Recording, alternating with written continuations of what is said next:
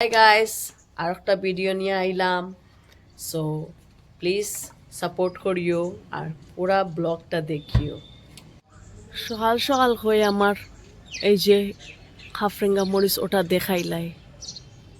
ফুল দেখো, ফুল খুব সুন্দর লাগে দেখতে, খুবই সুন্দর সুন্দর ফুল আমার গার্ডেনের। ওই দেখো গেন্দা ফুলটা খুব সুন্দর হয়েছে। ফুলের কালার গুলা দেখিও, খুবই সুন্দর লাগে দেখতে, তো মজা লাগে।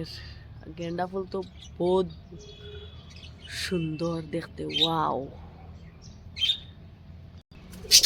আমার ফাঁকিগুলা দেখিলাইন, তো সুন্দর লাগে, একলগে বইসুন, মজা লাগে দেখতে।